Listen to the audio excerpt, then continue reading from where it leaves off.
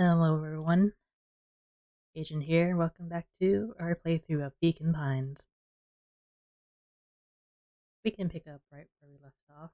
We're about to start Chapter 4 of the current branch we're on. Dinner with the Moodwills.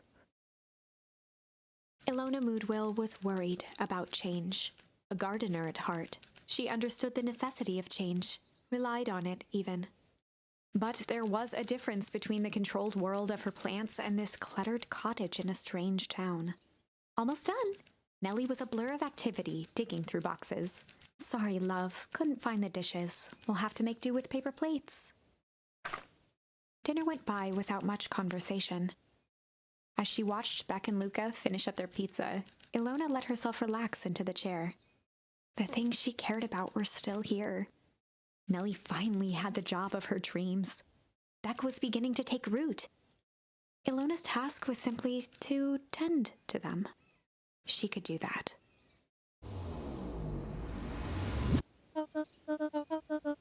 So Luca, tell us a bit about yourself. Where do you live? Oh, I live with my grandma. Over on the other side of the river. Grandma, where are your parents at? Beck? Manners? It's alright.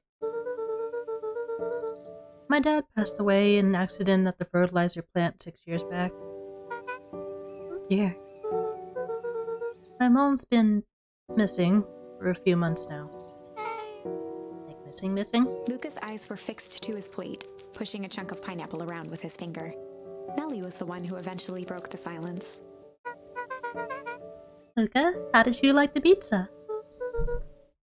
It was good. Very good. Normally we'd have put more effort into dinner. Ilona nervously gestured toward the boxes.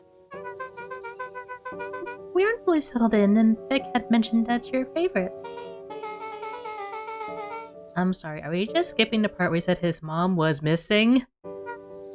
Beck? I'm sorry, Luca. This move has us all a little tired. Luca wiped his face with his sleeve. No, it's fine. So, Beck said that you moved here for work? Beck gave Luca a swift kick under the table. Ow!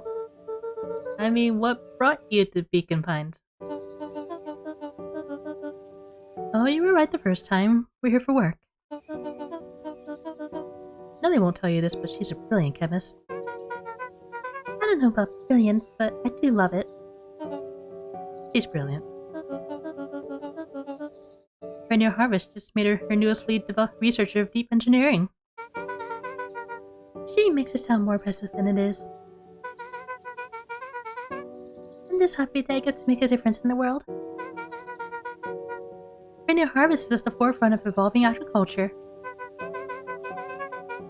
And it is something more useful than sprinkling water and excrement on the ground. Luca glanced over to Beck. She seemed to be holding her breath. What Nellie means, Luca, is that there are different ways to grow plants. Yes, some people talk their plants and hope for the best. And some people happily leave their job to allow loved one to pursue their dream. You swore you didn't! Beck slammed her fist into the table. Perhaps harder than she intended.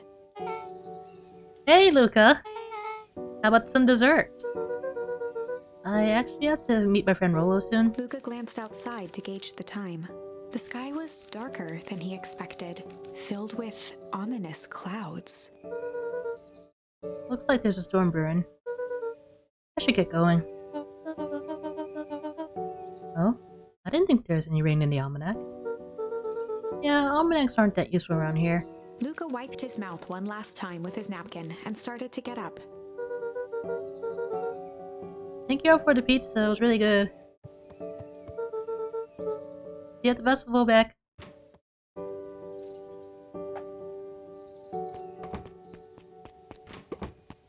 Wait up. I'll walk you home. Surprised, Luca turned around. He knew Rolo could be prickly around new people, but Beck seemed cool. Rolo would warm up to her eventually. Probably.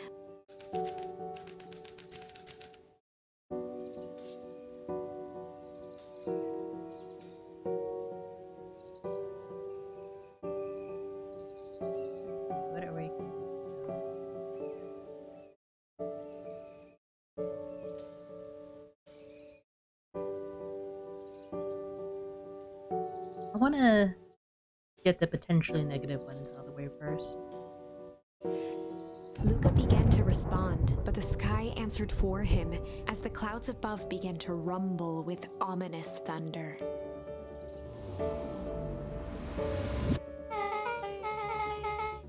Sure we can make it home before the storm kicks off? Luca surveyed the roiling clouds. I'd say the odds are good. Maybe you should stay here and I'll just make a break for it. At that moment, the heavens opened up, unleashing torrential rain.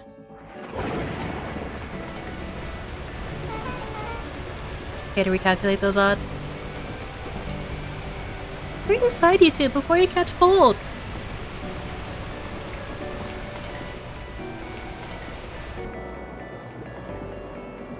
Look, no, we'll keep trying to reach your grand on the phone. In the meantime, you two hold tight.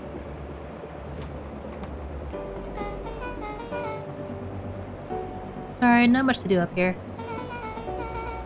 Most of my stuff is still in the boxes.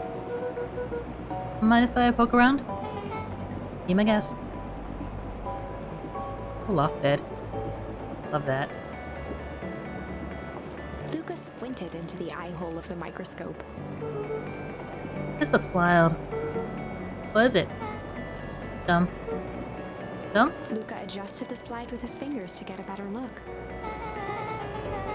I'm tracking the structural integrity of gum with increasing amounts of chewing. Did that one for 47 days. Luca wiped his hand off on his sweater and gave a nervous laugh. It's weird, I know. Beck looked down, timidly tapping the ladder with her feet. You think it's weird, don't you? A little. But weird can be cool.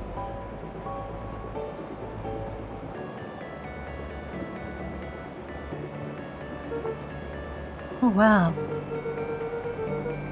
Roll and I have a radar just like this at the treehouse. Probably not exactly at this one. My mom and I tore the whole thing down to the bolts. Fitted with some state-of-the-art vacuum tubes. Seems pretty awesome. She gets carried away sometimes. I think she feels guilty for working too much. So when she does have time for me, she showers me with high-tech overcompensation. Luca flicked at one of the toggles. I bet you can get all sorts of stations on this. Not out here in the boonies. You wouldn't believe the stuff I could pick up back in the city. But around here it's all farm reports and static. Oh shucks. Luca bent down to examine the bouquet of wilting flowers. Judging by the odor, they were well past their prime. He flipped open the attached card. Happy trails from Coach Walker and all the Fairview Condors. Boy, you weren't kidding about poking around, huh? Oh, sorry, was this from your old school? The most recent one, yeah. Some schools gave you going away cards. Some did flowers. When they're really trying to feel good about themselves, they do both. So you moved a lot. Yeah, that's the thing with having a brilliant parent. There's always a better job somewhere else.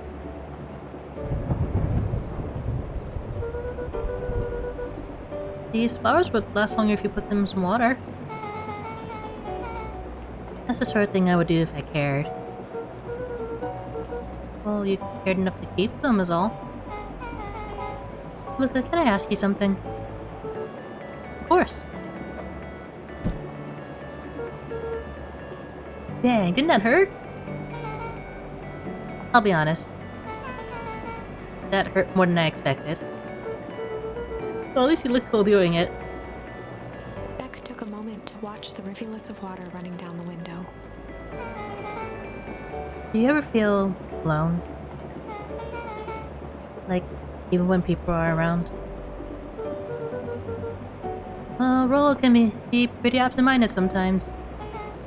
I'm serious. Does it ever feel like your family doesn't care what you want? It didn't used to feel that way. I know Gran loves me, but sometimes when she looks at me, it's like she's looking at a problem. Luca took a deep breath, exhaling slowly. I know the feeling. How do you deal with that?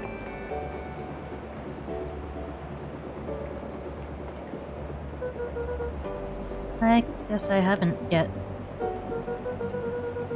But one thing my dad told me when I was little: don't hold a grudge, especially against yourself. If you try to hold it all in, you're gonna pop. So then, what do you do? When you don't know what to do? Dad never got to that part.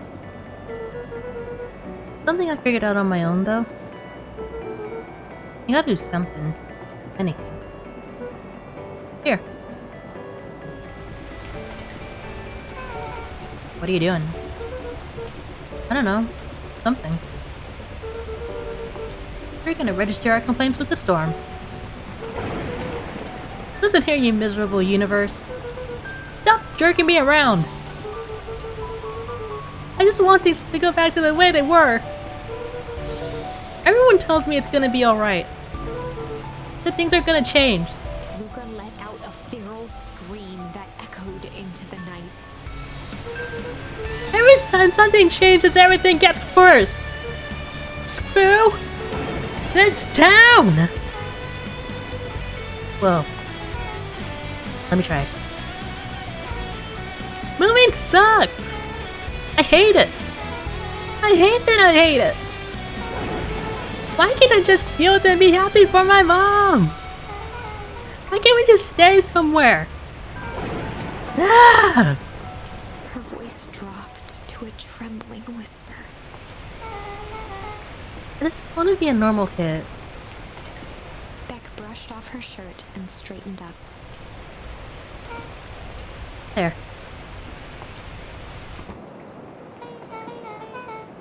Oh, I actually feel a little better. As abruptly as it began, the storm abated. Thanks. I needed that. Me too. I should head up before the rain starts up again. Sure, I'll walk you out. See you and roll at the festival? Sounds good. Luca. Don't let the universe jerk you around. Beck gave Luca a light thump on the arm before heading in. Chapter 5. Friendly Feud. The air was heavy with the hard rain's residue, the smell of wet things. Despite his dreary surroundings, Luca felt at peace. He'd never shared those details about his dad with anyone. Not even Rollo. But it's not like this changed anything. Rollo was still his best friend. Adding Beck to the group would help balance things out. Everything's better in threes. This is what Luca told himself as he headed to the treehouse. Use magic number.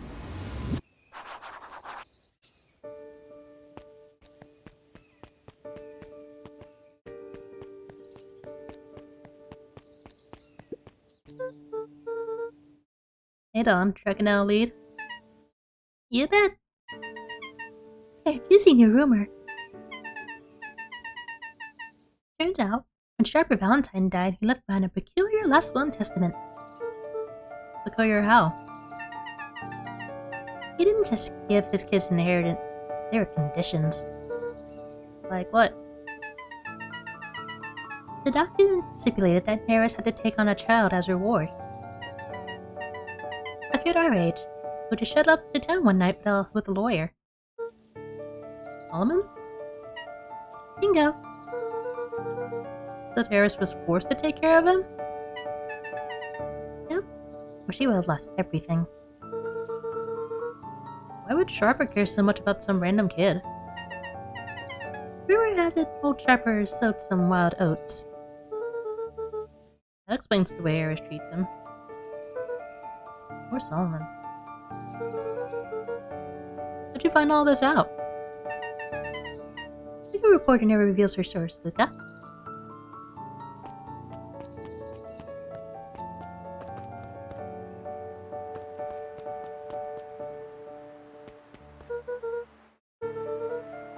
Okay, treehouse.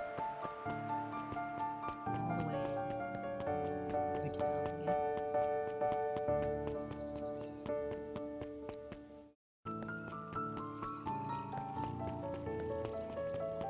Damn, it's late. Are you reading out here in the rain? He met his old friend's eyes and was greeted with nothing but ice-cold anger. Heavens! This is no time for fractured friendships.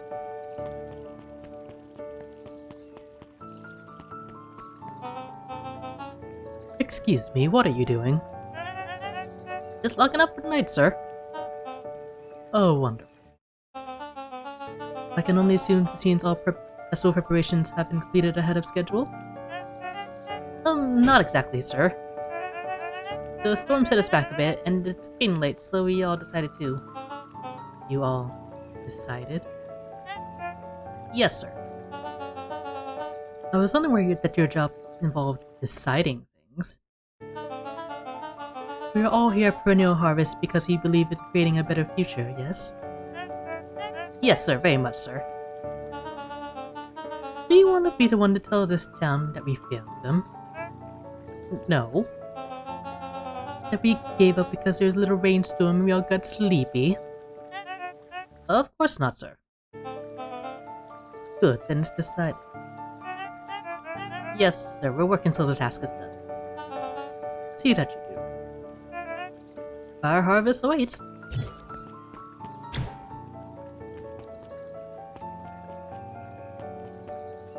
What are you doing in there?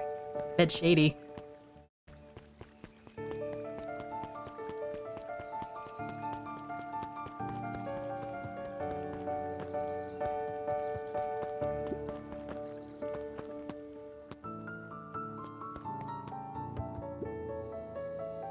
Rollo, are you still up there?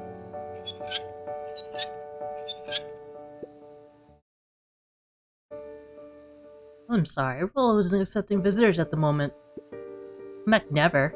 Luca had only ever heard him speak in this stiff yet gentle tone a few times, and it always meant one thing. You're upset. Oh, what makes you say that? Maybe because my best friend abandoned me for no reason? I didn't abandon you. It's a little late. Rollo scoffed. The rain held me up. Liar! You weren't even home! What? The storm got bad and I got worried. So I went looking for you. Imagine my surprise when I made it to your house, and you weren't there. I hadn't made it back yet. I'm no fool, Luca. It doesn't take all day to deliver some jam. No, the storm rolled in out of nowhere. And I got stuck after dinner at Beck's house. Luca stumbled on his words, knowing he'd said too much. Beck? Dinner? Who the heck is a Beck? She's a new kid in town. She's actually kinda cool. You'd like her. She needed help convincing her parents that she made new friends. New friends? I spent all day waiting for you. And you were off making new friends? It's not like that, Rollo. You know, while I was waiting, I made some upgrades to Mission Control. It was gonna be a surprise. But you took so long, the storm knocked it all down.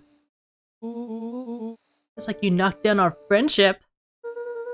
What does that even mean? Luca became instinctively angry in response. Both boys were now shouting across the distance. I mean, you're a bad friend. You don't care about me. Of course I care, you ass. I knew I'd get in trouble waiting so late for you. But I kept my word. Because that's what friends do. Oh wow, what a noble sacrifice you made. Easy for you to say. Your grand doesn't even care. You can stay out for as long as you want. And you wouldn't even get in trouble. Seriously? I feel like I chose this? Is that what you think? And maybe you're the bad friend. Rollo's tone changed to a calm, yet more intense anger. Maybe Paul's right. Storms bring more than water. This one brought out the real Luca. Stop calling your paws nonsense like it means anything. Yeah, well, at least my paw's still around. The words hung in the cold night air. Rollo's stomach dropped, knowing he'd crossed a line. But it was too late. Luca, Good night, Rollo. Dang it.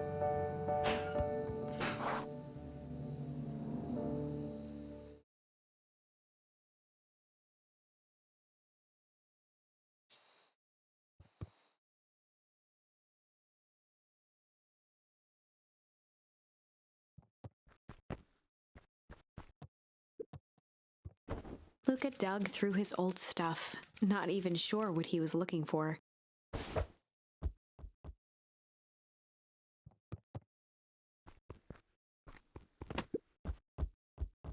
Oh. What jerk. Grand's bed was undisturbed. Luca didn't mind that she had a habit of falling asleep in front of the fireplace. It meant that he could read late into the night. Oh, me a bad friend? Ooh, I'm Rollo. Look at me, my amazing family.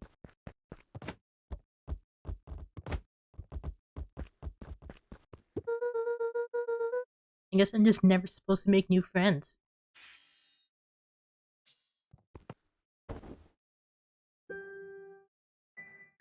Luca, Gran cooed gently from the hallway.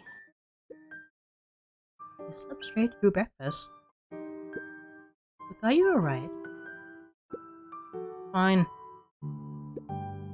Just don't feel like getting enough yet. Okay, I'll leave this oatmeal by the door. I'm gonna run out and take care of some things. Okay. I'll be back later to check in. Sure. Luca just wanted to be alone. He waited to hear the sound of the front door closing.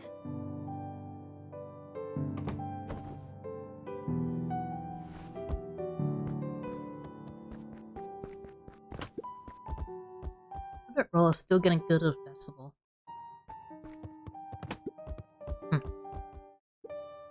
It's gonna be miserable.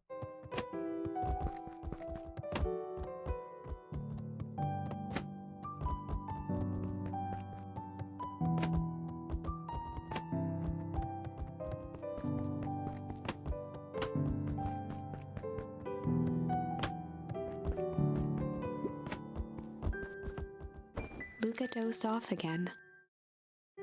Angry depression nap. Luca! I see you didn't eat your oatmeal. Wasn't hungry. Oh, just in case you get hungry, I'll leave a sandwich here too. Thanks. Rollo came by. What did he say? He wanted to talk to you. What did you say? I told him you weren't feeling well. Good. So your plan is to just sit in your room all day? Pretty much. I need to pop away again for a minute. If you decide to enter a pity party and go outside, I think it'll do you some good.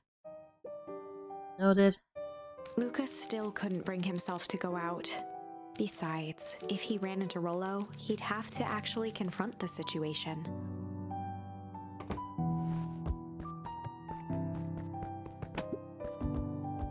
Or anything interesting at the festival anyway.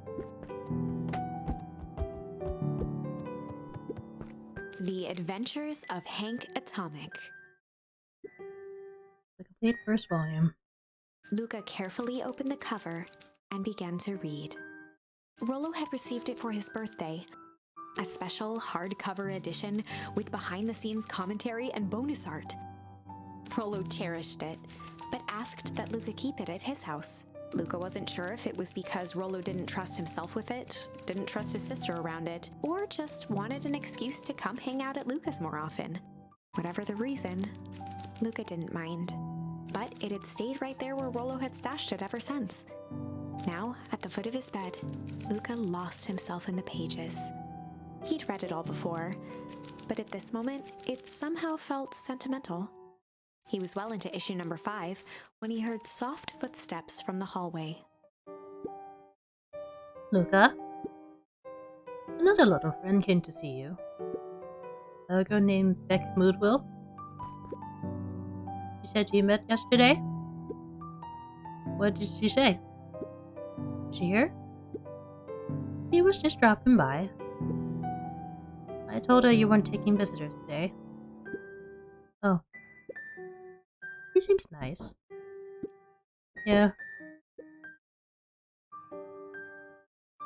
Hang on. Being interrupted. Hold tight.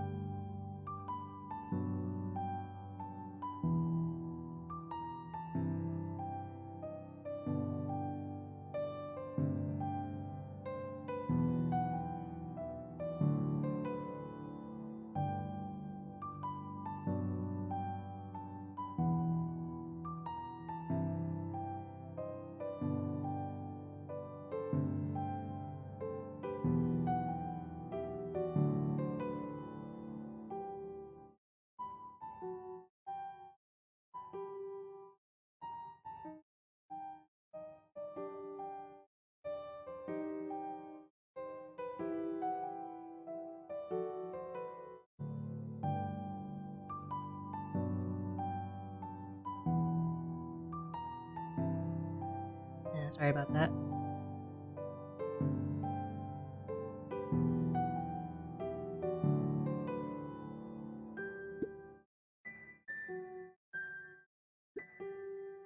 Can I come in? Maybe later. Alright then. I'll leave dinner on the kitchen table. In case you want a bite before bedtime. Without realizing it, Luca had pouted away the entire afternoon. He once again felt the weight of it all and allowed his weary eyes to close. It really do be like that sometimes. Luca stood in a vast black expanse. He looked up at his father standing beside him. Walt was working a straw at the bottom of a fountain glass, trying to collect the last bits of milkshake. Dad, where are we? Taking a final loud gurgling sip, his father peered up from the glass.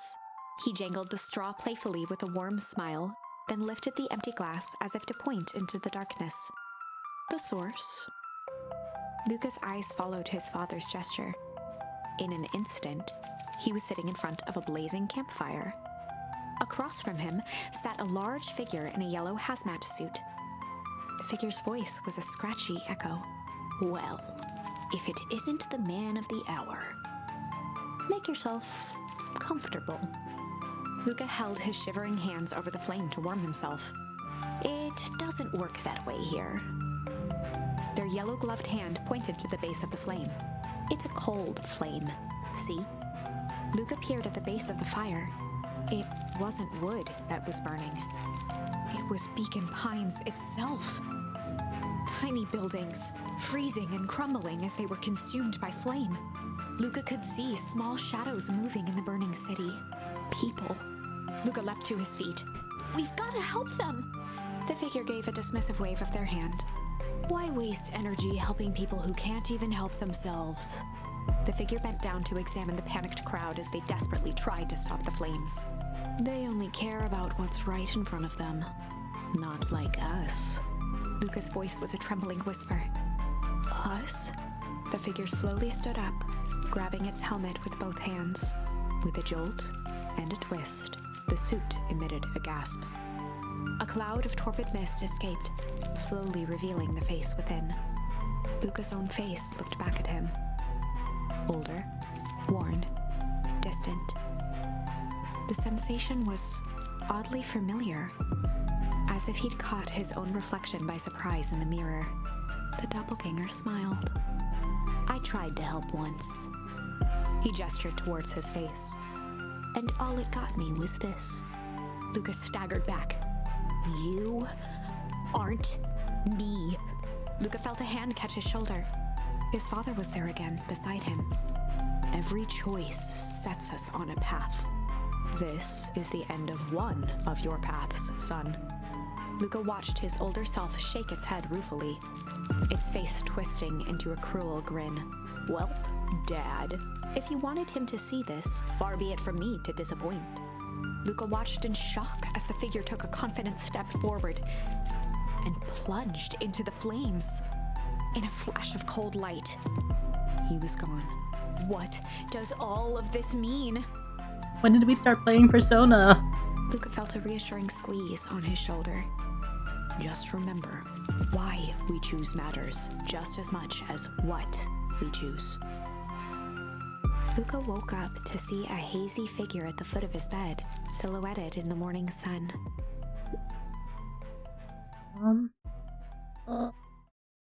No, dear. It's only Gran.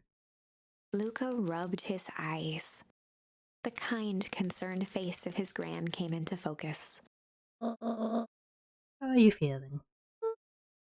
Fine. Anything you want to talk about? I don't feel like talking. That's just as well. How about you sit there and listen a bit? Whatever you and Rollo fought about doesn't matter. But he... Gran silenced Luca with a gentle pat on the leg. As between friends happen. What was said doesn't matter. The important thing is, that's not the last thing you ever say to each other. But he said stuff about Dad. What do you think he meant it? Oh. He was just mad. Mm-hmm. And did you mean any of the things you said to him? No. Good. One must appreciate friends in their best moments. And accept them in their worst. Now get your little butt out of bed. The festival's today. You don't want to miss that, do you? I guess not. Sounds like a good opportunity to make amends with Rollo, doesn't it? Luca gave a reluctant nod. So buy him a corn dog and apologize. But he's the one that... What did I just say? Buy him a corn dog. That's a good boy. Everything's better with corn dogs. I need to get going now. Got some last minute festival business to take care of. I'll come find you at the fountain a little after lunch. Alright. I love you, Luca. Love you too. Luca took a deep breath. Okay. Chapter 6. Through thick and thin. Despite Luca's bitterness, Gran was right. He needed to hash things out with Rollo. A big fight changes the nature of a friendship. Whether, in the end, it is for the better or for the worse, all comes down to understanding. If one is not careful, the same familiarity that builds the strongest of bonds can become the wrecking ball that shatters them. Luca emerged from seclusion, taking in the crisp festival air. But the events of the day weren't on his mind. He had to find Rollo.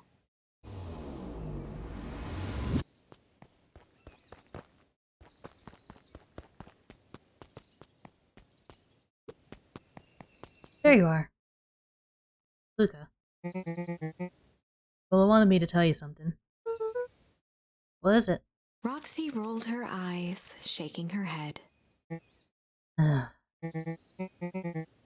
space adventure, though you needn't buy it. If you be brave, go somewhere quiet. Roxy? I don't...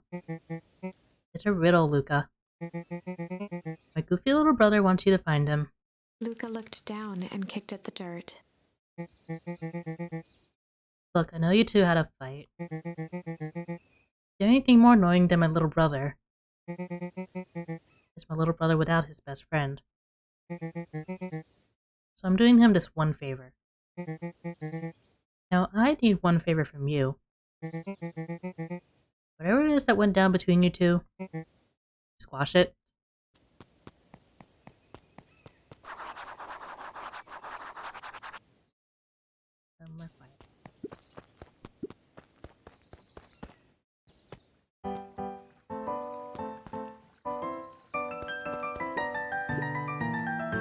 Unique New York. Unique New York. Huh? Oh, don't mind me. Just for my big ceremony speech. Mr. Kerr pointed to his grinning mouth.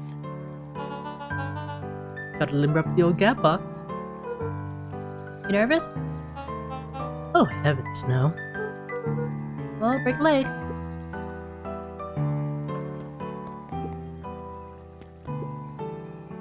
Now goes the beetle hunt. Very rotten. I didn't seem so much as an Escuvier. It's not just the beetles. At this point, I couldn't find any critters at all. It's like everything that buzzes or skitters is packed up and left. I'm sure they're out there somewhere. Maybe all the commotion at the festival just spooked them. Maybe that's it.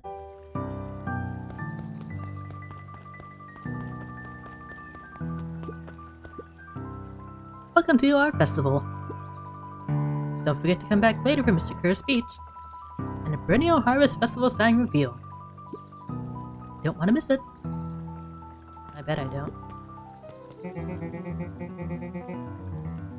I don't know who Perennial Harvest thinks they're impressing with this ridiculous festival. Totally. This town's still falling apart. Weather's still cruddy. And the season's harvest looks like it's gonna be worse than last year's. You said it. No amount of corporate pandering is gonna change any of that. Exactly. But the lemonade at the drink stand over there does look pretty tasty. I'm still gonna be mad at them. I'd just rather be mad while sipping some delicious lemonade is all.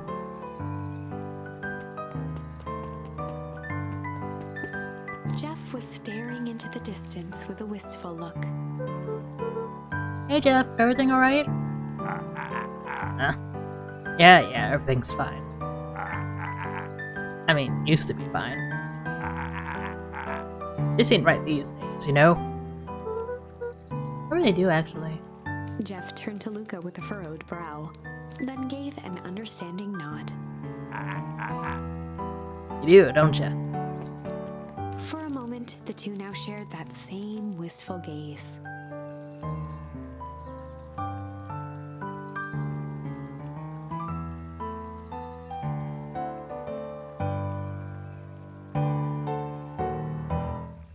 Okay, enough wondering. Hey, move it. Okay, have fun. Every single time. Yup. Wait for it. Nice big sound, once again noted. Like clockwork. What a bunch of drones. Okay, you two have fun with that.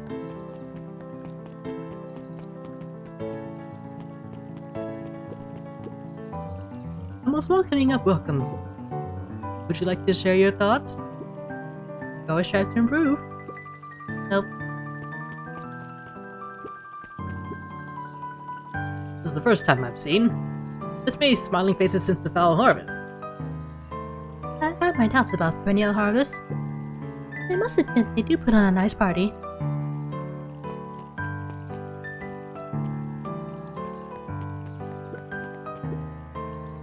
However, you're actually taking a break from studying. When to see what all the festival fuss is about. But I can't help but notice you still brought your backpack full of books. Look, a backpack can carry a lot more than just books. True. So what you got in there?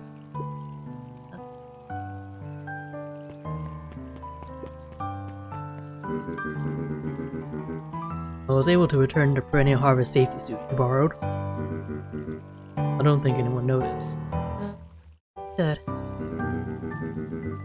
Now will you tell me what you needed it for? It was a favor for an enemy of my enemy. This isn't gonna harm Mr. Kerr, is it? All you need to know is that it's for the good of the family.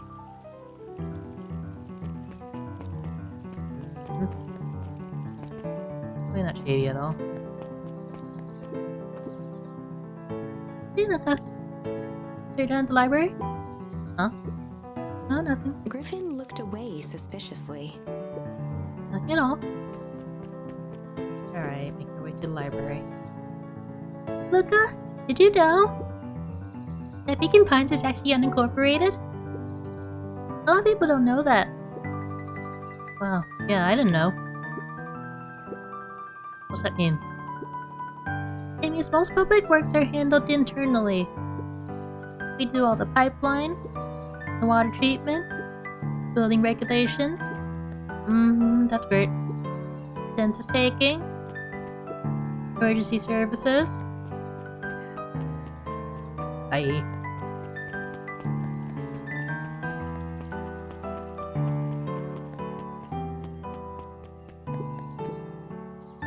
Library. Somewhere quiet.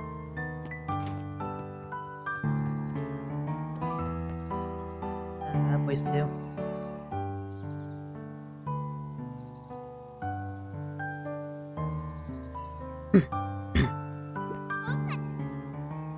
Hey, Luca. Kato's eyes lit with excitement. I've been expecting you. Bravo in deciphering the first riddle. The first? Oh, you didn't think that was all, did you? Bro does go all out, doesn't he? Kato straightened up and cleared his throat as if preparing to sing. On planet Purple, you may take tissue. When the fifth king dies, you'll need the tissue. Kato stared at Luca eagerly. Get it? Want me to tell you? No, it's okay. Let me figure it out. Alright. When you find it, bring it here to be verified. If you decide you want a hint, offer still stands.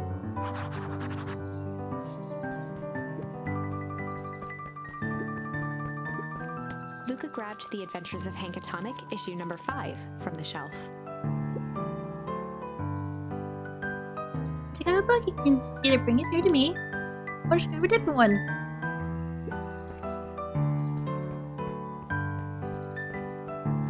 I mean, it has to be it. Right? Hank Atomic, issue 5.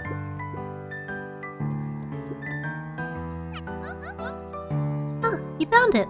Kato removed his book from the desk and replaced it with Luca's, turning on the lamp. As he slid the book under the purple light, 2 words glowed. The Adventures of Hank Atomic, issue 5. Luca clicked his tongue with recognition. Roll a cipher pen.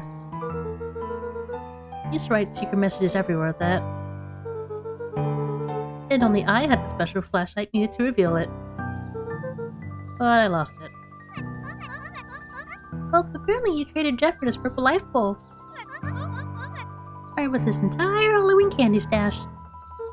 Oh, Rolo. Let's see here. Kato began flipping through the pages, stopping when he hit a glowing word. Anyway, Mr. Griff. He continued flipping. Only found in Grub Park. Reaching the end of the book, Kato looked up. That's it. Griff and Grub Art? Griffin? Griffin's grandpa heart! He wants me to go to Griffin's snack stand! Ah, brilliant. Yes, you're off then? Good luck on the rest of the scavenger hunt! Thanks, Kato. What's up, Jace? Hi, Jace. Still working through the newest Hank Atomic? You know it. Fascinating canon toward the end. Did you know? Hank Atomic Shrink Array doesn't technically shrink stuff. Is its inverse quantum particle decay? They literally grow the entire universe around an object, leaving that object unaltered. So it just looks shrunk compared to everything else? Bingo. It's wild. But Jace, no spoilers, please. Right, sorry.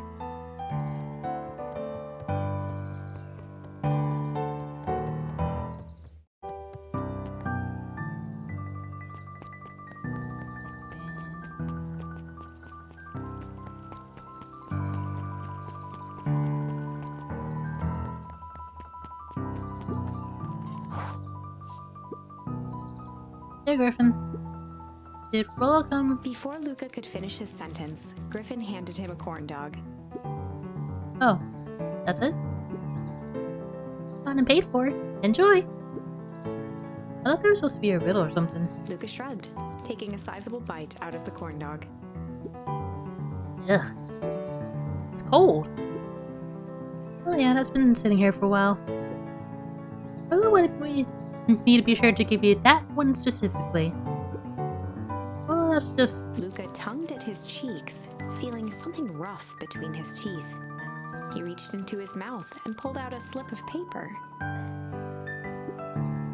Oh, come on. He shook off the bits of corn dog to read the slip. Pick up when you need some pep. Here's a fountain up the step. Luca finished off the remainder of the corn dog. This is getting to be a whole thing.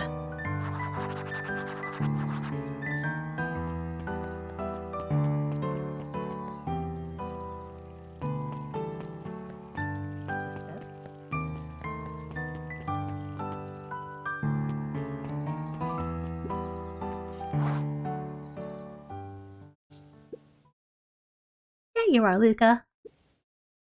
There's no way I'm actually doing this. It's way below my pay grade. Oh, come on, you big stiff. The kids have some fun. Fine. Gorilla owes me one. Lumi waved his hands around sarcastically as he began. What takes flight but has no wings? Your final task of friendship brings. See, that wasn't so hard.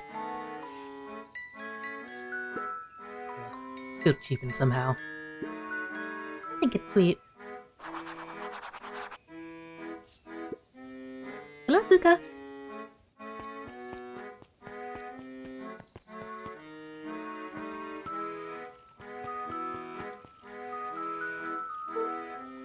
Hey. Hey. Did you find the comic book?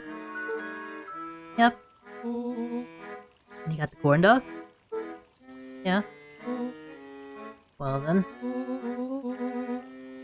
I know it doesn't make up for what I said. But here, you've earned this. Rollo sheepishly handed Luca the balloons. I think I'm losing the Rollo voice. I don't know what it is anymore.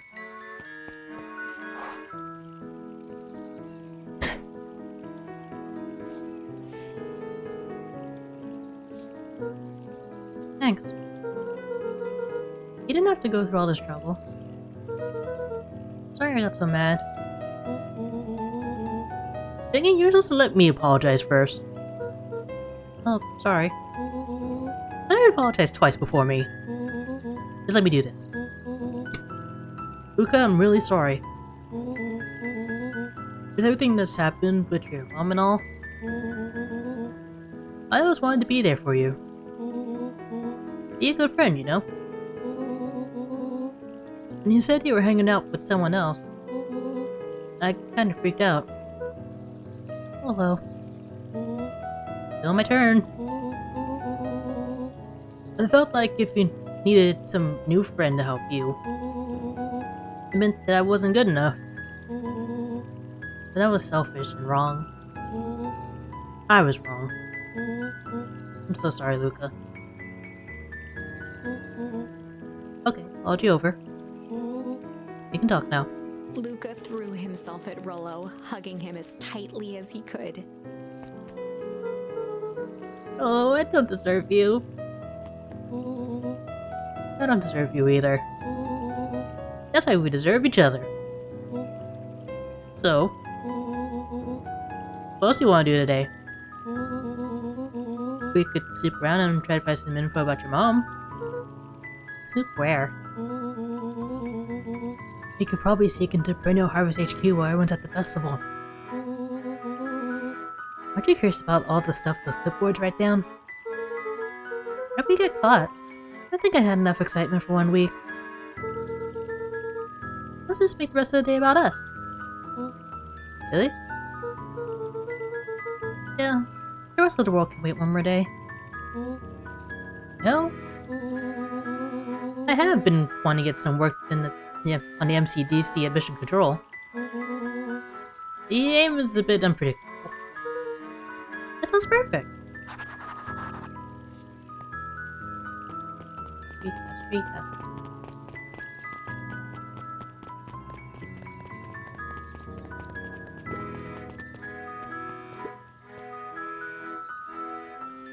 Just me chilling here with my cool balloons.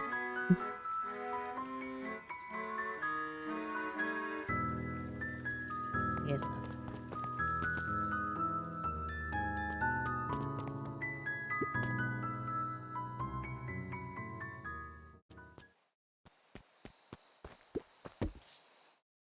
Hang on a sec, Roll. I need to go mine fishing. Luca wrapped a twig of thyme around the hook. Some fish have refined taste.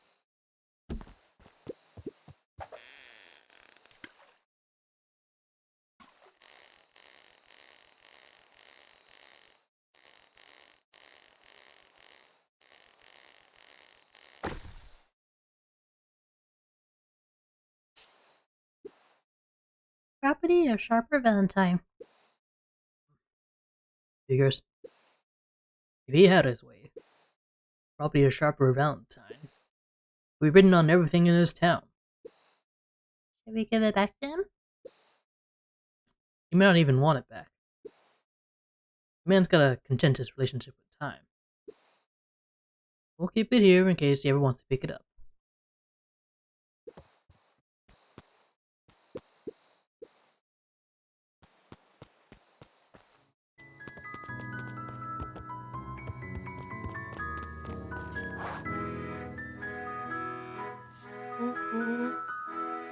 Oh, I almost forgot. I ran into your gran this morning. She asked me to give you this. Rollo handed Luca an unopened letter. I'll wait for you inside if you want to read it now. Letter? Luca, some things are going to happen that might be difficult for you to understand. If I am honest, I hardly understand them myself. But whatever happens, I need you to know that I love you. None of this is fair to you. You have already lost so much. We both have. I wish there was a simpler way forward. But if there is, I haven't thought of it. God knows I've tried. Everything I've done, I did for you. I hope someday you can accept that. Love, Gran. Love you too, Gran. Luca folded the paper into his pocket and headed up the ladder.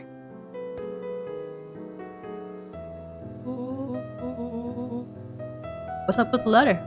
Anything you want to talk about? Maybe later. Sure, whatever you want.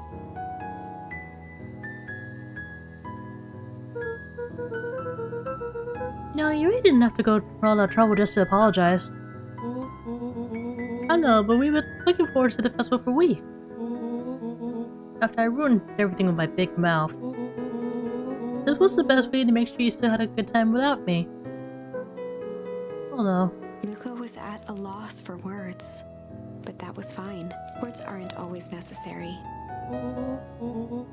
This will seem nice. Was nice? We can still go. Nah, this is fine. Well, it's always next year. Sadly, this was untrue. Why? A distant rumble shook the treehouse. What was that? Oh man, we missed the fireworks? It was not fireworks. It was something the boys couldn't possibly comprehend. Something as old and cruel as time itself.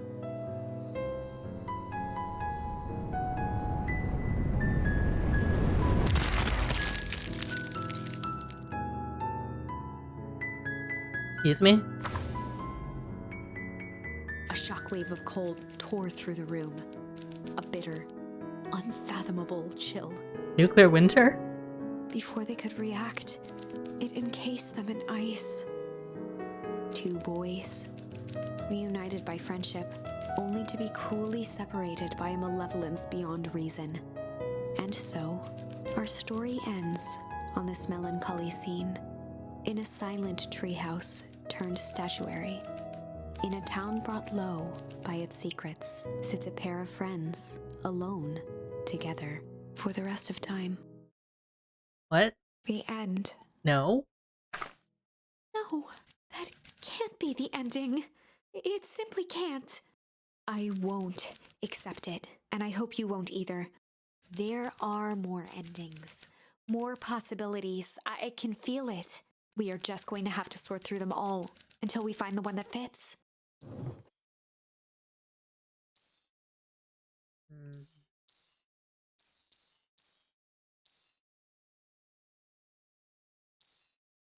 Shall we continue this branch?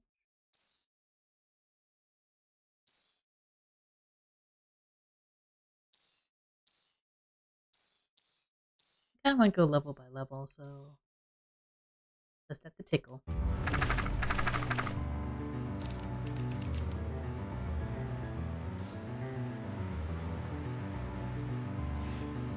Well, time to bust out the tickles. Hey Tish, want to see something cool? Yo. Check it. Beck lunged forward and began to tickle under Tish's arms.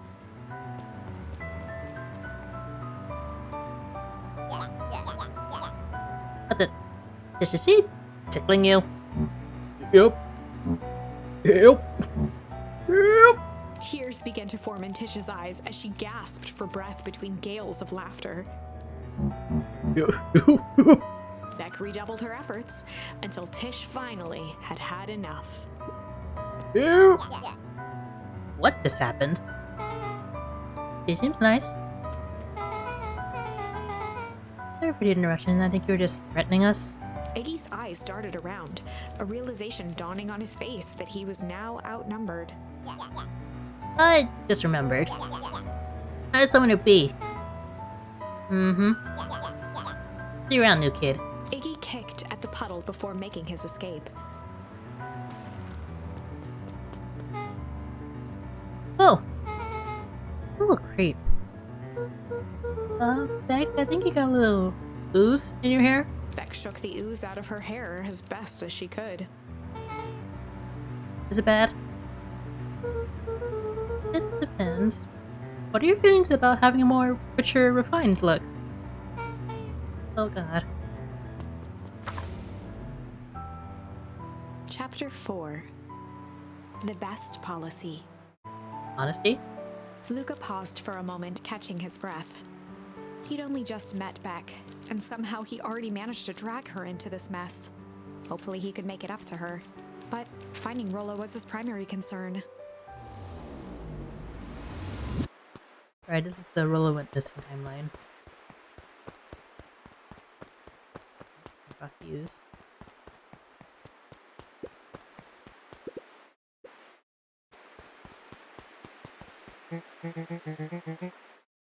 Luca, what the hell are you doing out here? And why would did a kid with gray hair just run past us in a panic? Roxy and Fitz looked drained. It was clear they'd spent all day searching. That's Beck. I don't care who she is. What happened? We were just helping look for Rolo.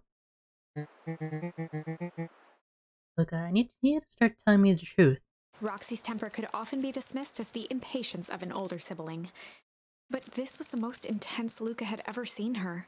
Her eyes were wild and unfocused, looking straight through Luca. We're running out of time. In a torrent of rambled words and tears, Luca broke down. Rolo and I were just playing in Leapwood yesterday. We were investigating lights at the old Valentine warehouse. But someone was there in a strange suit. They were hidden in a dumpster and it had a heavy bag dropped on us. And I think it was a body. And so we ran, but we got split up. And I ran home. It's all my fault.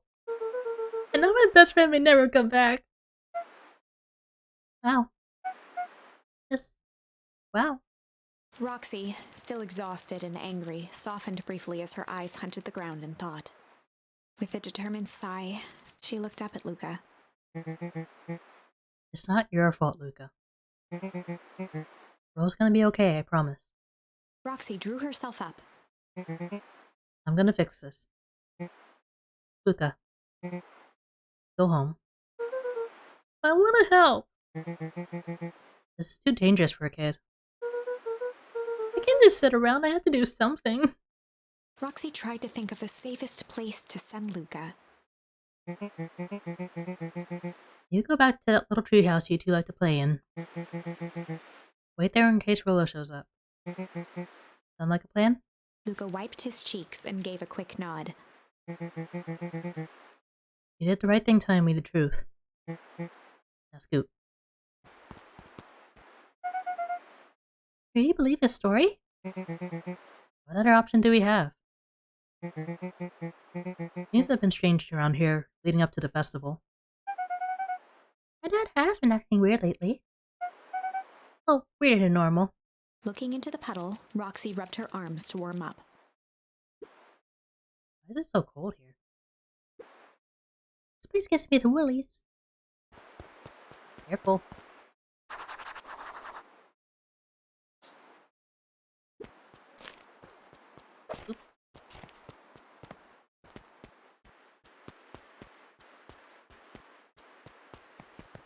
Mr. Nuncree jumped with a start. Whoa.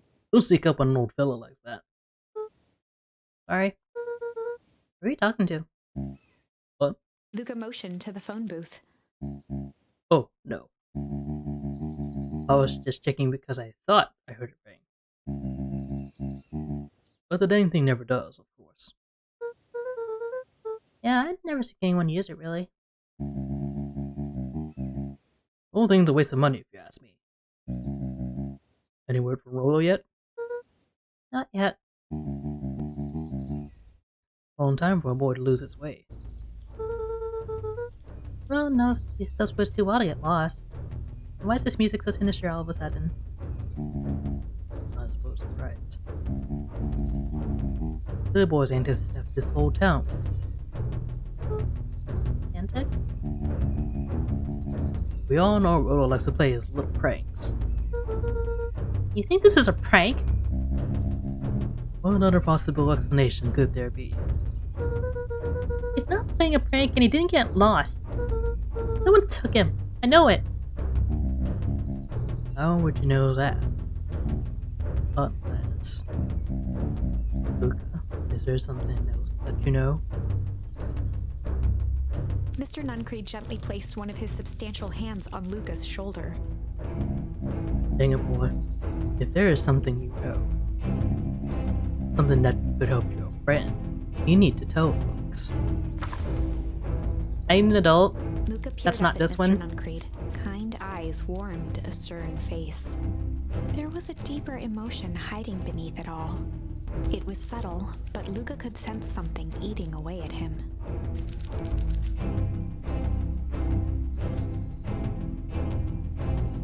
This shame? There There was a shame lurking behind those eyes.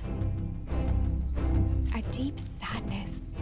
If Mr. Nuncreed was that worried about Rollo, maybe he could help. I don't know. Yesterday, Rollo and I were messing around at the old Valentine warehouse. Mr. Nuncreed raised an eyebrow. Both of you? You were with Rollo when he went missing? Not exactly. I was hiding in the dumpster. Dumpster? What were you doing in there? At first we were just looking around. Then someone in a strange yellow suit came and dumped something on us. We both got scared and ran. That was the last I saw of him. You got scared by some garbage? Well, that's why you don't go skulking in someone's dumpster. But it wasn't garbage. I think it was his body. Sure, it was just some trash. No, there was a name tag. It's a deep engineering. Mr. Nuncreed's shoulders slumped. I wish you wouldn't have said that. A deep sigh bellowed from his chest.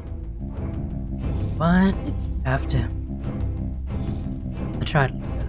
God knows I tried to keep you safe. Luca attempted to take a step back, but Nuncreed's hand clamped down on his shoulder. This is another bad ending, isn't it? But you Van Horns can't help yourselves, can you? You're so close. So close to being done with this. With a firm shove, Nuncreed manhandled Luca into the phone booth. What are you doing? It's out of my hands now. The door latched shut with a mechanical hiss. Shit. That was you in the suit, wasn't it? As Luca pounded the glass, the floor dropped from under his feet. The inside of the phone booth was now a loose capsule plummeting at gravity's whim. Luca winced and pressed his hands to the walls. As he braced for impact, the capsule hurried to a surprisingly smooth stop. He felt a cold rush of air and opened his eyes with hesitance. Two large figures in hazmat suits occluded his view. Luca heard the deep, resigned voice of Mr. Nuncreed over an intercom. He knows too much. The end. Wait. No. This isn't the end. What is going on in this town? I know there's still much more. Somehow this went wrong. Okay, let's try something else.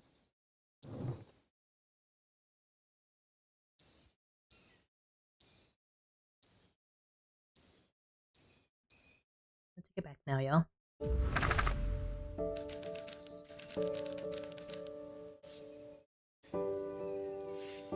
Luca began to respond, but the sky answered for him as the clouds above began to break, revealing patches of star-filled summer night. Moonlight filtered down, shimmering in the treetops. Sure, you can be Rollo. You're not going home? No, I promised Rollo I'd tell him about... Luca stopped himself mid-sentence. Oh, was he telling what? Spit out, bub. We're the Thieves now. This is a juicy secret you've got to tell me. Okay. You can come to the treehouse and I'll tell you both what happened. Heck yeah. Luca saw Beck skulking by the gate. So you're telling me there's nothing mysterious or creepy about this place? It's mostly boring and empty. I refuse to believe that. Big spike gate, looming mansion, rich reclusive owners. Even smells shady. Beck grabbed the wrought iron bars and shook the gate. Mark my words, you decadent nightmare house. You will reveal your secrets to me!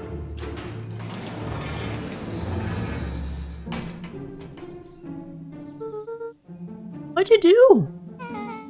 First of all, I told you so. Second,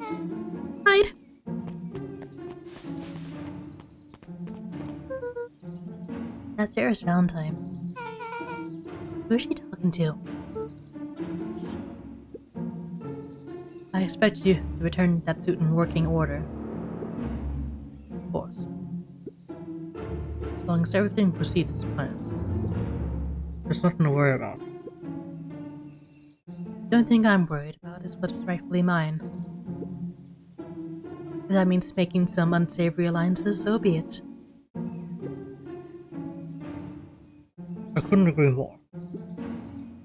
There comes a time to suspend hostility. I'll deal with our common threat. Now this is what I was talking about.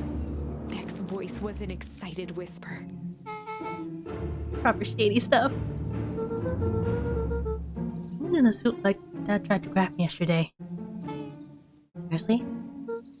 Shh. You do understand that when this all inevitably fails, I will deny everything?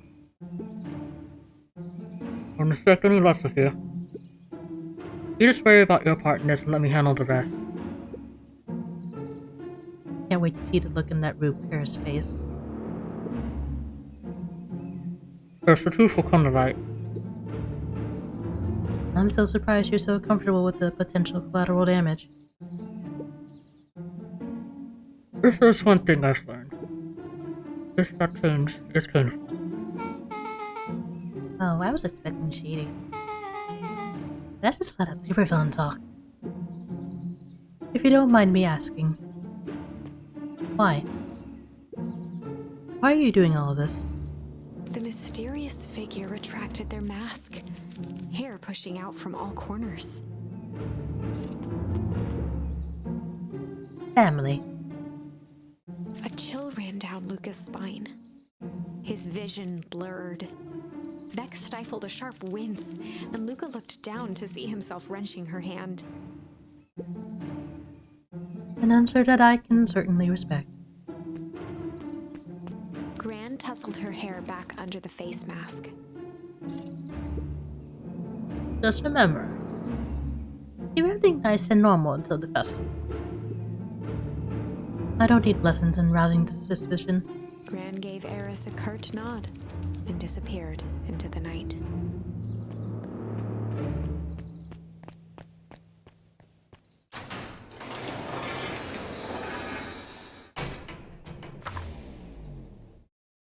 Chapter 5.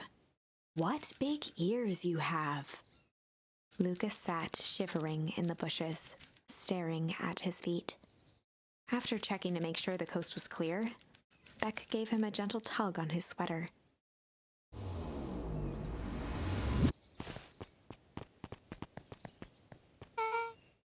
What's wrong? You look like you've seen a ghost. Why are you so scared of that old lady in the hazmat suit? That was my gran. That was your gran? Yeah. Okay. Well, I'm sure there's a perfectly reasonable explanation for all this. Let's just get to the treehouse and figure things out there. Lead the way.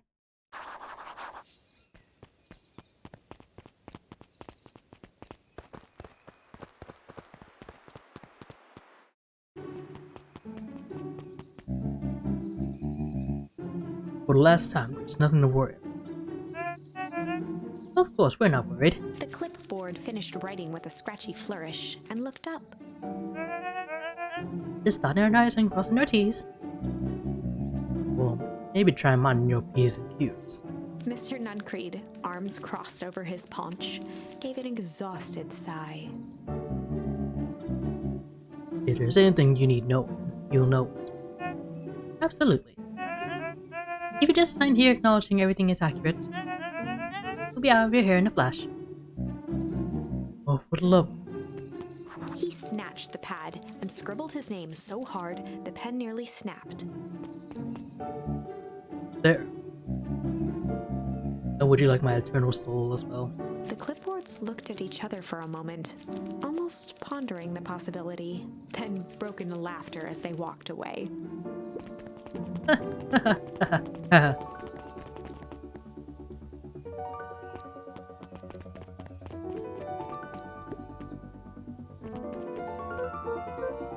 Hi, Mr. Nuncreed. He's shady, Mr. Luca, let me give you some advice. Next time somebody you don't know asks to hear your thoughts, give him a good heart pop right in the kisser. Well, Grant tells me to just keep away from the clipboards. That's good, that's good. Your Gran is a smart lady, Luca. Speaking of which, you better run along home now. Too dark out to be wandering on your own.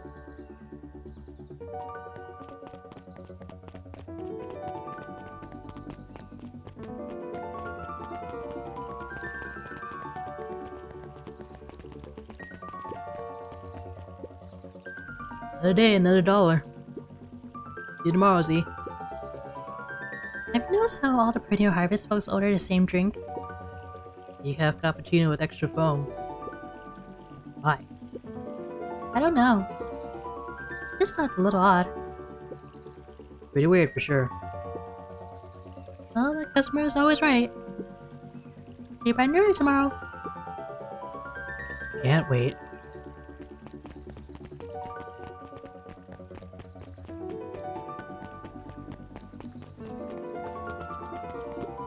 William Kerr and Gus Valentine proudly surveyed the half-covered festival banner. It's all coming together quite nicely. Couldn't have done it without you. The mayor gave a half-hearted shrug. I'm not so sure about that. Nonsense. That reminds me, I wasn't able to thank your sister for her contributions. She has been indisposed of late. She doesn't much like me, does she? Oh no, that's not it at all. She's just been busy. Of course. Regardless, I would be forever grateful if you could pass on my thanks on to her. The History Museum adds a real air of import to the whole affair. And we couldn't very well celebrate the story of Beacon Pines without including the Valentines. My father was a great man. It all certainly was. Kerr locked his arm on Gus's shoulder. I mean the entire Valentine family. Present company included. Can I ask you something, Mr. Kerr? Call me William. Ask away. William, why are you doing all this? Gosh, I never felt one needed a compelling reason to throw a party. Not just the festival. All this. There's gotta be 100 down under luck towns out there. Why is Perennial Harvest so invested in helping Beacon Pines? You know what I love most about the agriculture business? Seeds. Seeds? Yep. Little bundles of potential. With a glimmer in his eye, Kerr gestured grandly toward the horizon. You treat a seed right, nurture it, feed it, and it can grow into something truly special. You see potential here? Undoubtedly. Seed of greatness is already under our feet. All it needs is a little nudge. And the right leadership, of course. Oh. Good night, Mayor Valentine.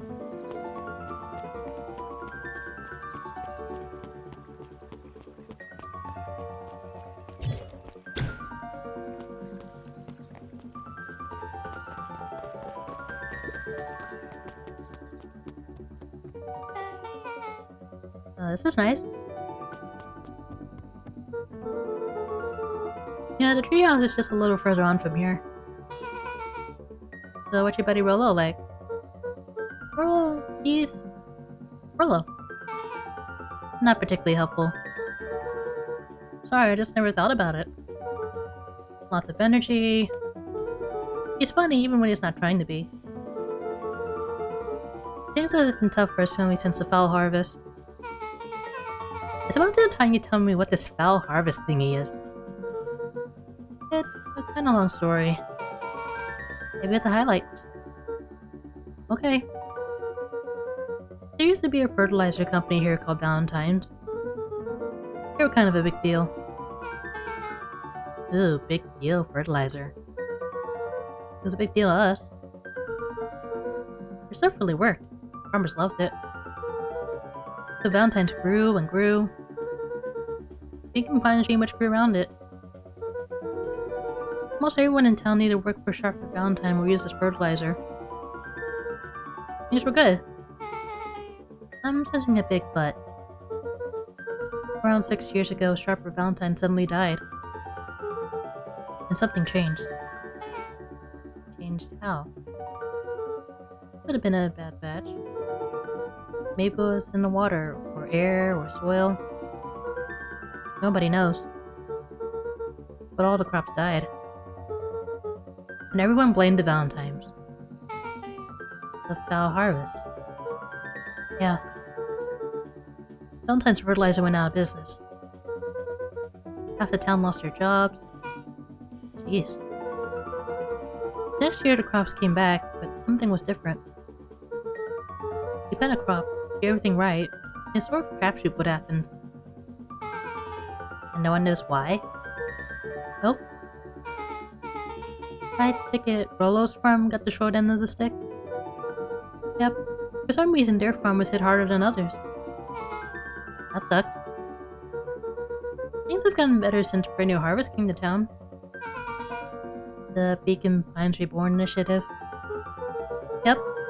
First thing they did is give the town deep scrub.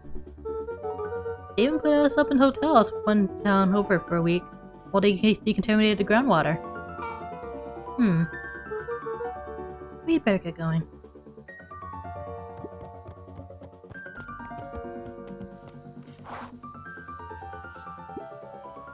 It's about time.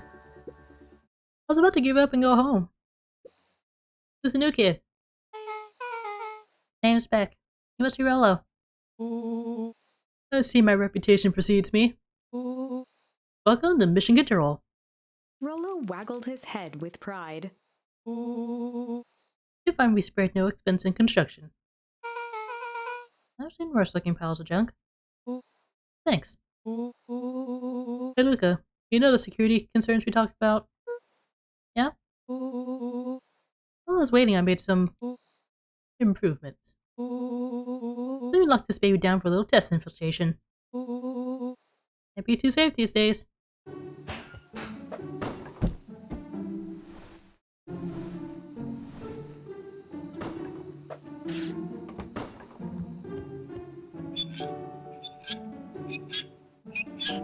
I like a little car door window that you got going on.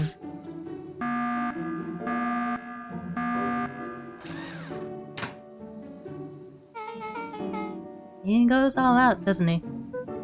Always. Yeah.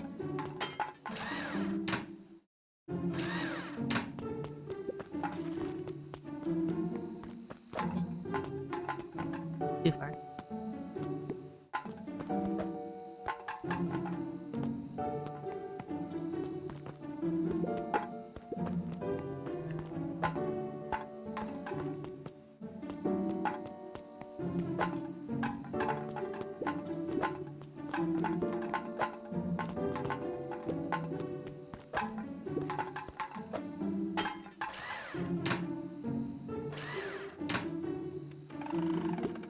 That's moving.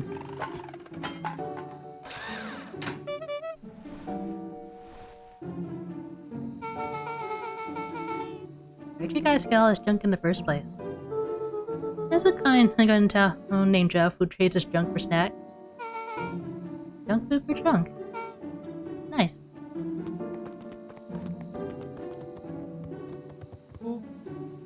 So, pretty sweet security, right? It was imaginative, I'll give you that. Look, are you sure we can trust the new recruit? I'll vouch for her. Thanks, I guess. Okay, Luca, you promised to fill me in about the Valentine warehouse. Luca sucked in a long breath. Like I said, there was someone there. What are you doing? I don't know, but the place was lit up and active. Maybe they were squatters? I don't think so. It seemed more organized. When a man pulled me in, I saw some sort of equipment running. A man pulled you in? Yeah, but I got away. You keep saying it was a man. You're wearing a mask, right? Yeah? Then it could have been a woman. How'd you get away? I grabbed a rock or something and broke the air mask. They let go and I ran. Dang. That's intense. No wonder you freaked out when you saw your grandma. Yeah, that's the other part. On our way here, Beck and I saw Air Scout and I meeting with Gran. Wearing the same sort of hazmat suit. Rollo let out a low whistle. And they weren't there for idle chit-chat. It was a proper clandestine meetup. Let me get this straight. There's an operation in full swing at the Valentine warehouse. You were almost abducted by a strange man or woman in a protective suit. And then you saw your gram in the same suit talking to Eris Valentine? Pretty much. I'm beginning to think this town is kinda awesome. Rollo and Luca shot back a look. No offense. And so we can logically conclude aliens or alien zombies have infiltrated the town. And leaders your gran as she tried to murder you.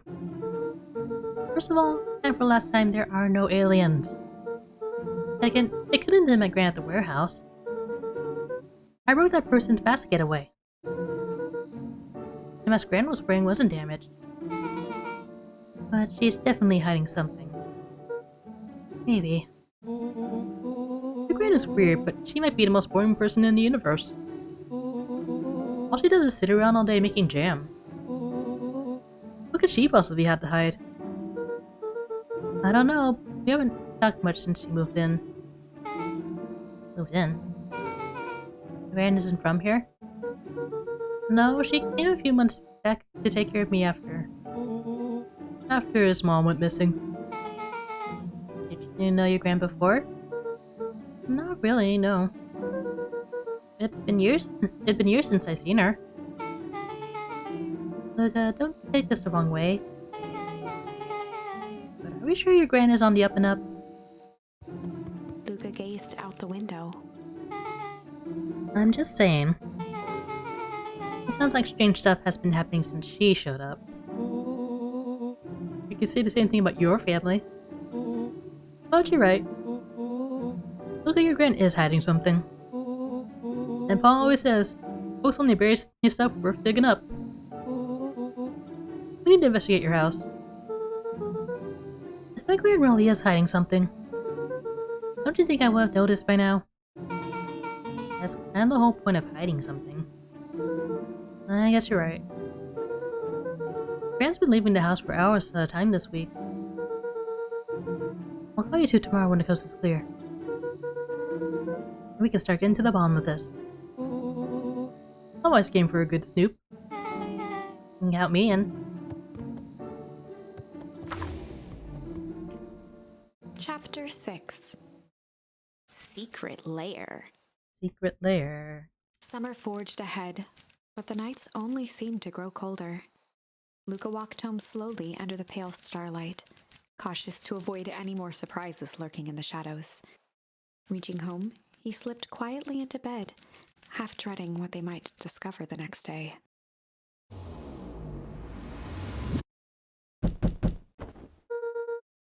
What time is it?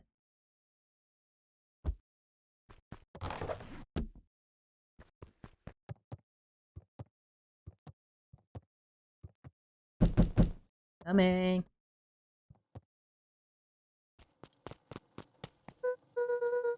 Well, I wonder if it's that. Hmm? The ridiculous thing on your head. Oh, this? It helps me think. You're gonna need a lot more of those. Joke all you want. We'll see you laughing when I crack this case wide open. Coast is clear? Yep, whatever she's been up to this week, it's been keeping her busy most of the day. Very well. The game is afoot. Luca and Beck rolled their eyes as Rollo strutted across the room. If I were a Gran, where would I hide my deepest, darkest secrets? Perhaps where you might least expect it. Rollo flung open the cabinet with confidence. Aha! He coughed as a veil of dust hit his face.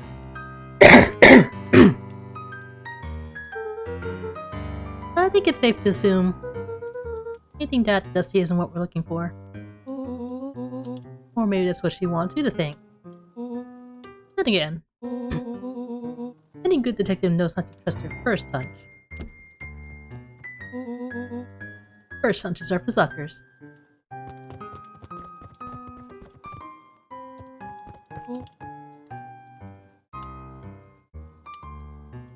That was a real cough before. Eureka! She's lit a fire in order to burn the evidence. She keeps that fire going every day, Rollo. Drat, we are ready to be too late. This single amount of documents lost to ash. Okay. I'm gonna stop you right there. Can we just think for a moment? Luca, is there anywhere Graham doesn't want you to go? Yeah. The closet upstairs. So maybe it stands to reason that we should check there first? No dice, it's locked. Well, well, well. Look who stands to reason now. I have no idea where the key is. If it really is important, then she probably keeps it with her. Anywhere else? She has her berry bushes. Who has ever thought? I'm gonna take this important thing and huck it in a bush. True. Anything else? Maybe something out of the ordinary? Well, she is always worried I'll break her fancy dishware in the kitchen. But it doesn't matter anyway, I can't reach the latch. A look of realization crept onto Luca's face. All three kids snapped to glance at each other, then sprinted in turn toward the kitchen.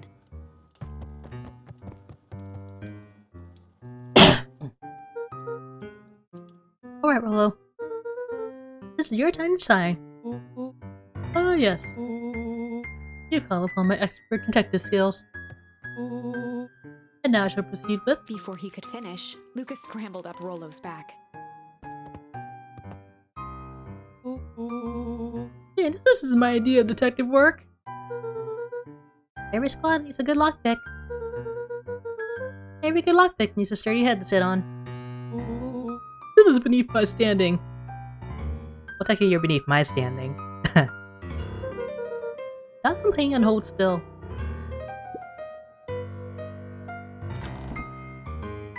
The three crowded around the hutch to peer in. With the glass doors opened, a perfect porcelain display gleamed in front of them. Their eyes searched for anything amiss, but the only distinct feature was its impeccability. Well, that was anticlimactic. Yeah. I don't really know what we were expecting. Like, oh hey, let me just yank on this random teacup and... As Beck pulled on one of the teacups, it slanted forward with a hollow click. The entire hutch began to rustle and slide under its own power. Seems like your Gran has been doing some remodeling. Dude, only two types of people have secret lairs. Evil masterminds and superheroes. So, which one do we think she is? We're about to find out.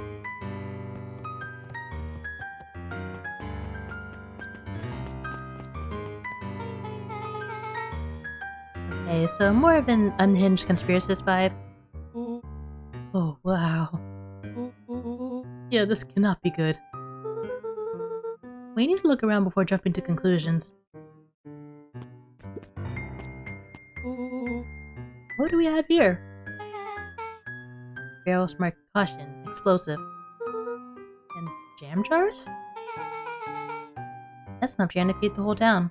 What kind of incendiary jam is your Gran making?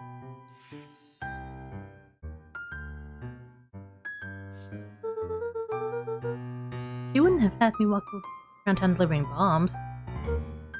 Right? Only one way to find out. Rollo casually spun open a lid and dipped his finger in the jam. Huckleberries. He smacked his lips.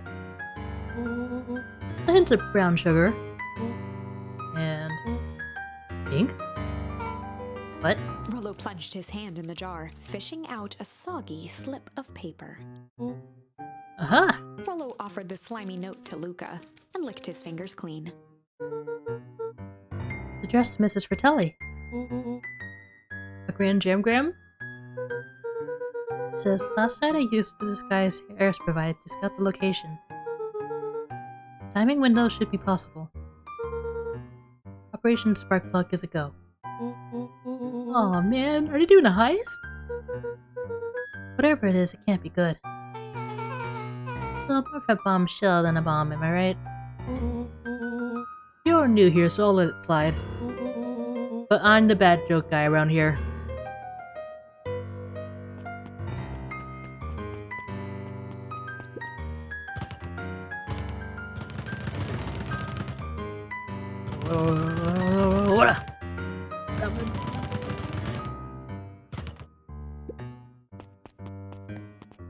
A spider web of string connected photos of people from the town, interspersed with hastily scrawled notes. Well, she sure has kept herself busy. Is your gran a serial killer? Because I'm trying to get a vibe. Don't be ridiculous. Sure, she's just tracking the movements of everyone in town. Out of the kindness of her heart. She put little symbols by some of them. Yeah, Mr. Nuncreed has a check mark. The clipboard's all inside a big circle. I'm also real fun here. Go for question mark. Because Valentine has a question mark. Harris has a question mark that's been crossed out. Mr. Kerr has a bullseye. The killer is choosing her next victim. We don't know what any of this means. Whatever it means, it's probably not good. Okay, I think the check mark is like working for the bad guys. Which may be Perennial Harvest. Luca jostled each cabinet drawer in turn. Only one was unlocked. He fingered through the filing cabinet, pausing at a bulging folder labeled Walter. For a long moment, he just stared at it.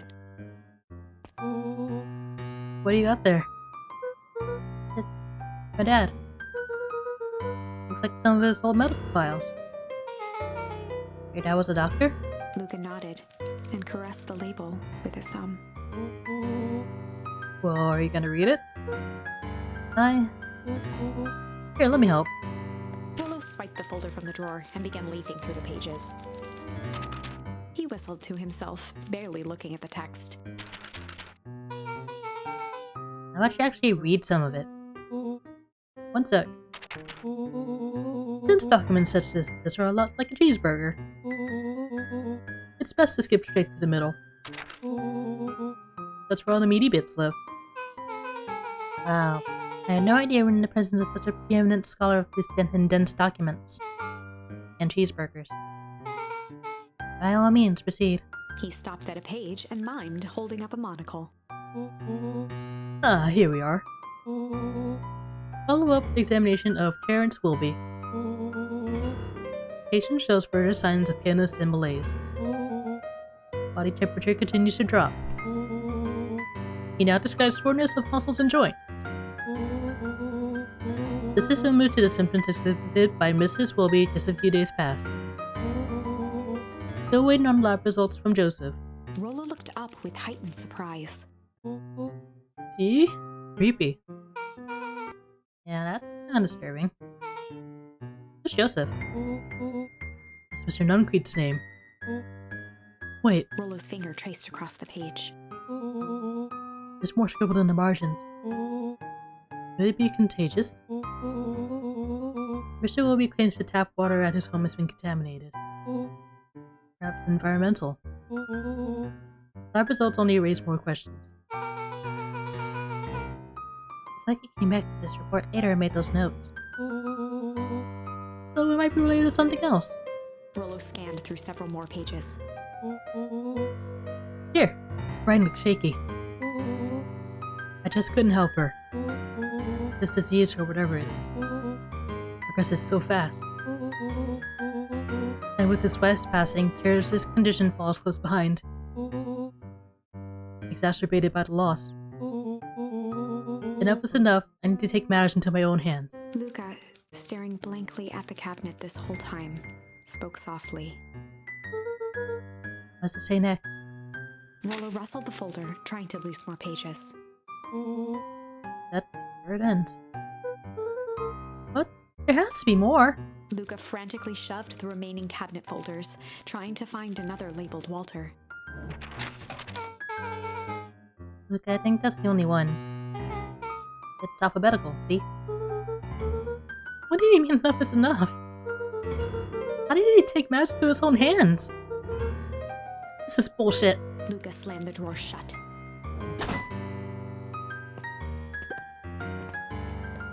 They crowded around a worn-down old map of Beacon Pines. Cool. This is like a treasure map. Not every old map is a treasure map, Rollo. Yeah, but every treasure map is an old map. Can't fault that logic. Look, there's even a pathway drawn on it. It starts at the entrance to town. And if you follow it, Rollo carefully traced the path with his finger. it leads right to He jabbed down at the end point. Town Square. That's a fountain in the middle of town. What a weird place to hide treasure.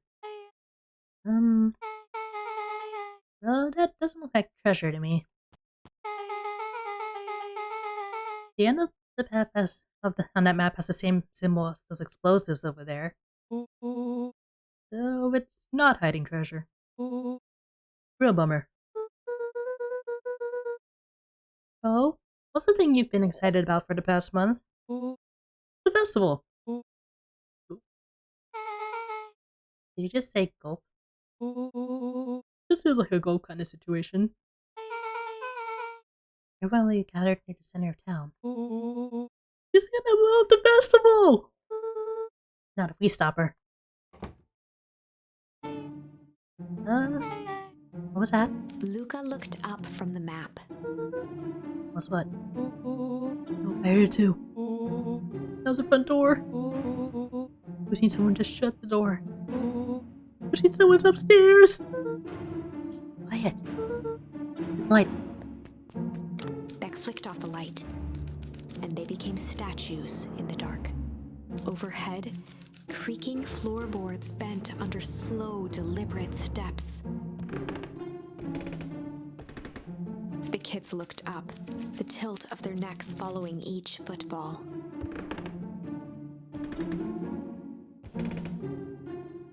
Then suddenly, it stopped. Without realizing, they'd been holding their breath.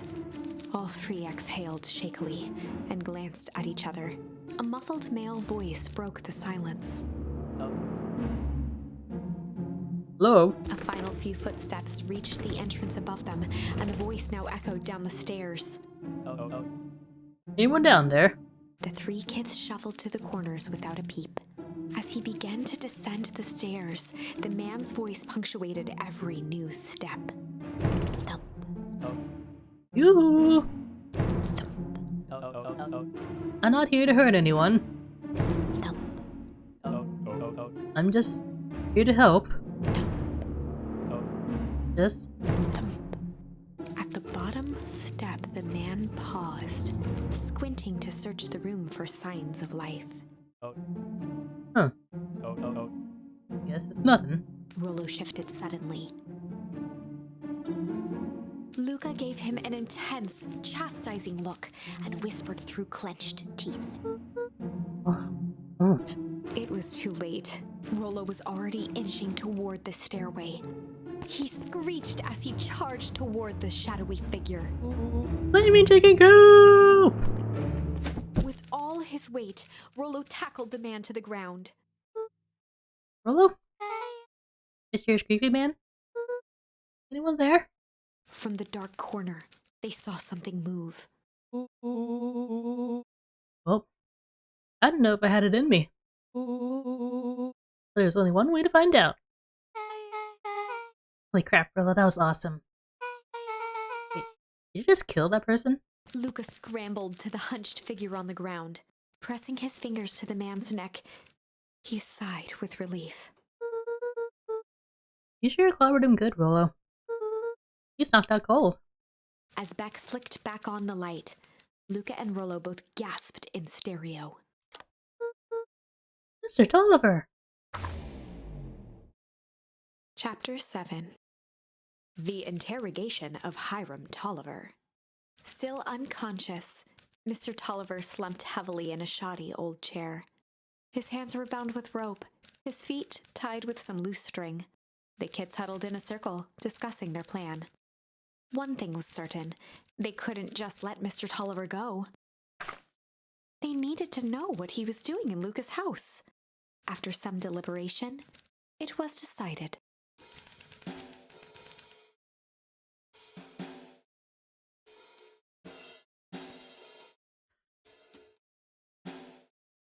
I want to see what Chillicot's gonna do. They'd run the classic good cop, chill cop interrogation. I'll handle this. Just gotta play it cool.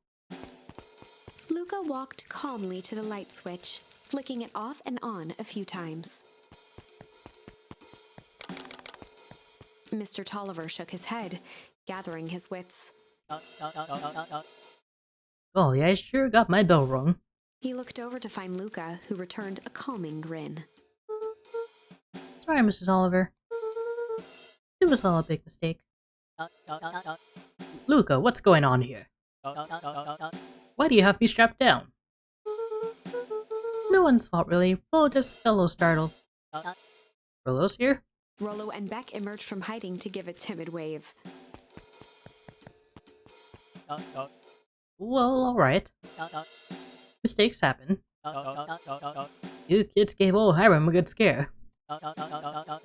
Just let me get out of these ropes and call it even. Luca glanced over to Rollo and Beck, who replied with skeptical looks. Mrs. Oliver, why are you in my grand's basement? I'm here to help, of course. Help with what? What's my grand up to? If you just cut me loose, I can show you. How do I know we can trust you? Mr. Tolliver exhaled with disappointment. Luca, have I ever done wrong by you? No. And since your grand moved to town, haven't I been nothing but welcoming? Yeah. So why would I turn my back on your family now? It's just... all this stuff seems pretty weird. The board with names of people from town.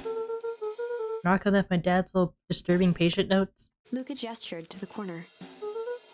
Barrels of explosives. I can explain everything. You just need to untie me. You kids deserve an explanation.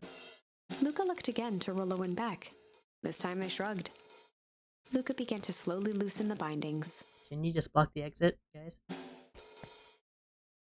Mr. Tolliver gently rubbed his wrists. That's a good lad. This all makes sense in time. Cece's making a break for it. He edged imperceptibly toward the stairs as he spoke. You see, this town has secrets, Luca. A very dark past indeed. Before the kids had even noticed his movement, Mr. Tolliver was at the light switch.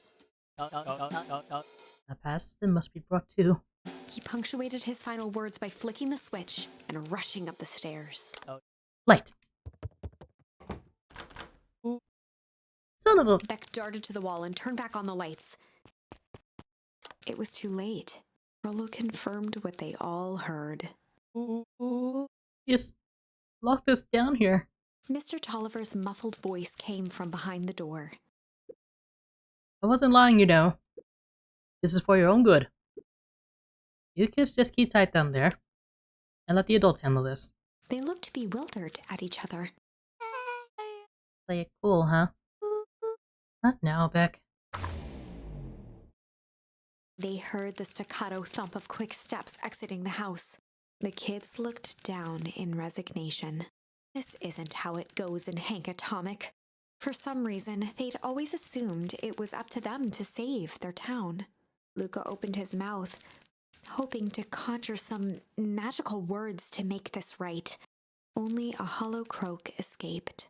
The end. Well, we certainly aren't going to find a grand resolution to our tale locked in a basement. Back to the drawing board.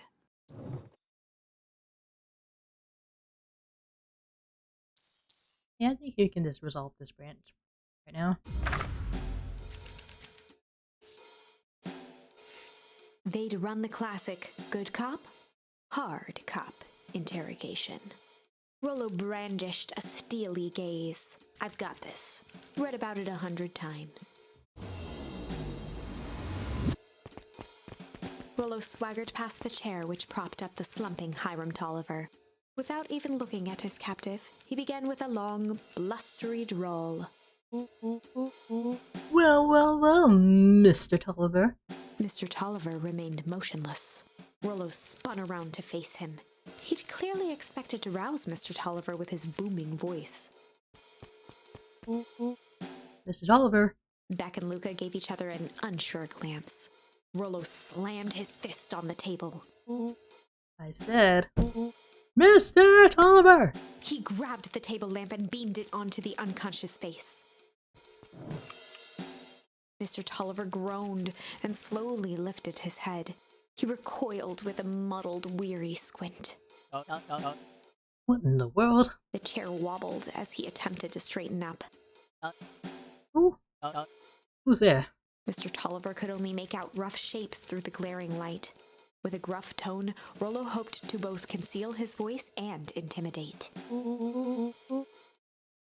I'll be asking the questions here, punk. No, hold on, let's calm down. Oh, I am calm. Calm as a carrot in dirt. As for you, looks like you're sweating. The doubtful expression on Beck and Luca's faces transformed into awe. We can do this my way, or... Well, let's just say I've never needed another way. Rollo, hitting his stride, was now channeling every detective trope his memory could recall. He slammed the table again. Now dance! What? I don't even... Mr. Tolliver's voice became desperate. He was nearly in tears. You type me down. How on earth could I dance? Dance with your mouth, punk. Spill the beans! What are you doing poking around this house? I'm here to help Juniper. To make sure everything's ready. Oh, so you're in cahoots with Gran. Gran? Mr. Tolliver was in a daze, now more confused than ever. Gonna help her blow up the festival, eh? Blow up the festival? Good lord! He shook his head, feeling more and more dizzy. No, you've got it all wrong. Where is she now? She's headed to the source. Source? What's the source? It's where His voice faded to a whisper. the town began. Where it all began. What is Operation Sparkplug? With that, Mr. Tolliver passed out cold. Rollo swung around with a repentant grimace. Damn, Rollo. I think I went a little too hard on him.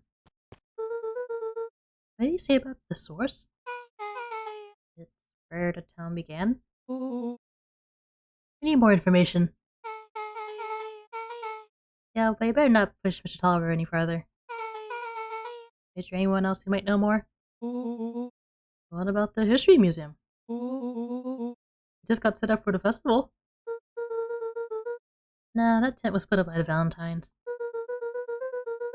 Everything they do is just a bunch of fluff to glorify themselves. Is there anything more reliable? The library? If there's any information about this source thing, Shadow can help us find it. Let's go get some answers.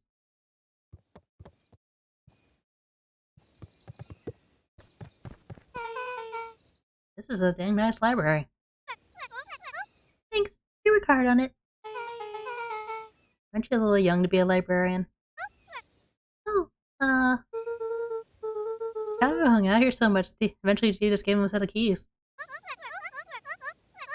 Just keep an eye on the place for Mrs. Novak sometimes. They got you working for free? It's quiet and I get access to all the books I can read. One more good person one. Fair enough. What can I do for y'all? We need a favor. I already told you in Rolo. I can't put you any higher on the wait list for next Hank Atomic. And if you hear more candy, I'll have you know I can't be bought. Not a personal code of conscience. Actually, we're looking to do some research. Now you're speaking my language. What are you looking for? That's the thing, we sort of don't know. What do you got in the history of the town? Here's the county record archives. What's in those? Scripts, steps, newspaper clippings, stuff like that. Pretty boring reading. But they do go all the way back to when the town was founded. Great, we'll start there. Chapter 8.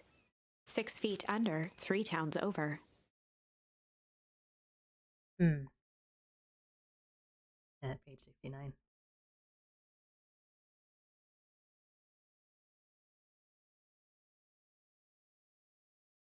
I think maybe we should call the stream here, since we just ended on a new chapter. Yeah. I'll let you go, and we could see what our research turns up next time. I'll catch you then.